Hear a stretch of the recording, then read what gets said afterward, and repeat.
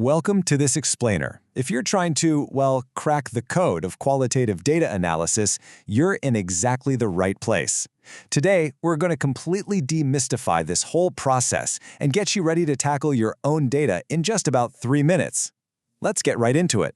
So have you ever stared down a massive stack of interview transcripts or maybe a seemingly endless document of observation notes and just felt completely overwhelmed? I mean, raw qualitative text can really feel like a mountain of chaos. How on earth do you make sense of it all and actually find the hidden story buried inside? Section 1. What exactly is a code in qualitative research? To put it simply, the answer is coding. And no, we're not talking about computer programming here. Okay, let's dive into this. A code is simply a short label, or a tag, that you assign to a segment of your data. Honestly, think of it kind of like tagging photos on your phone so you can easily pull them up later. You're just applying a specific label to a sentence, maybe a paragraph, or a specific idea, so you can easily organize, categorize, and interpret it. It's basically your foundational unit of analysis that'll eventually help you build much larger, meaningful themes. So why do we actually do it? Well, coding practically works like magic to transform all that chaotic raw data into structured patterns. By breaking those massive blocks of text into manageable little segments, coding allows you to do systematic analysis. It makes your interpretations completely transparent, and it gives you a really solid, rigorous foundation to compare different participants or cases across your entire study. Section 2. Phases of analysis. The 6-step journey. Because remember, coding isn't just a random, isolated task. Now, what's really interesting about this mapping of the 6 phases of thematic analysis is right there at Phase 2, generating initial codes. See, this is the essential bridge between Phase 1, where you're just kind of familiarizing yourself with the data, and Phase 3, where you actually start searching for those overarching themes. Honestly, without the systematic coding happening in Phase 2, finding those big picture themes would be total guesswork. Section 3. Coding approaches. Inductive versus deductive.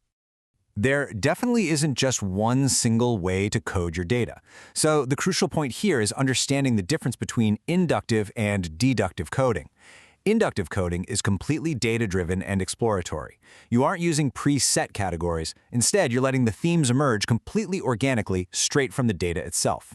On the flip side, deductive coding is theory-driven.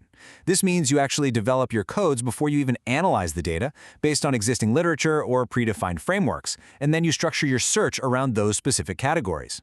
Section 4. Real-world example. Applying the codes. Let's actually see how this works in real life.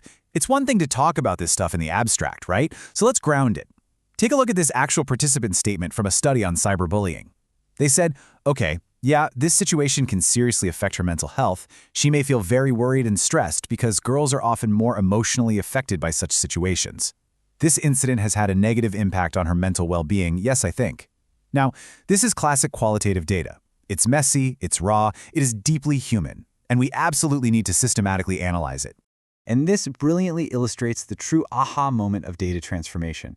Because from that one raw quote, we've extracted discrete, organized codes: affect mental health, feels upset, girls are affected by cyberbullying, and negative impact on mental health.